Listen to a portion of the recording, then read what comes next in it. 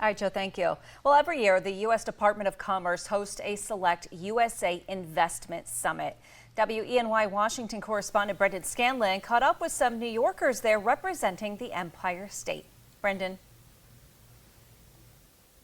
Hey there, Renata. Good evening. Well, this is one of the highest profile events in the U.S. for facilitating business investments. It attracts thousands of investors, companies, and economic development organizations to essentially come together and make deals happen. We caught up with some attendees from New York and Pennsylvania who are looking to put their states on the map. Today, a taste of New York just outside of our nation's capital as dozens of states, territories, and local governments tout their regions. We like to think of this as like the Super Bowl of economic development. The Investment Summit is an opportunity for states to connect with and appeal to foreign companies and investors. Everyone's here. We have thousands of companies from around the world. We also have a number of site selectors that help them make decisions here. We have a number of service providers. We have all the trade consulates, and we have all the states that we're essentially competing against.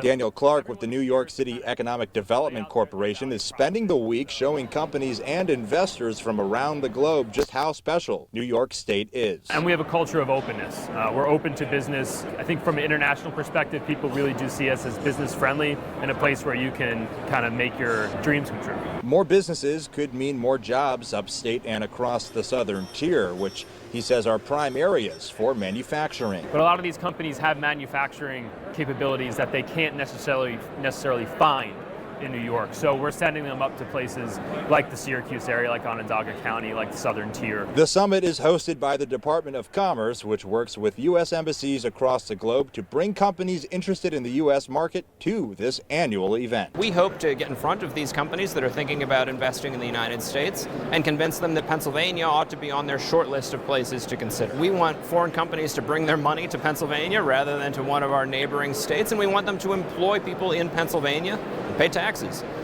So that's good for state government, but it's good for communities all across the Commonwealth of Pennsylvania. It's certainly cool to see a little bit of friendly competition there between New York and Pennsylvania, of course. Renata, since these summits first began, they have attracted thousands of international companies and generated over $100 billion in new investment projects and over 85,000 new jobs across the United States and its territories. Reporting live in Washington for WENY News, I'm Brendan Scanlon. Renata, back to you.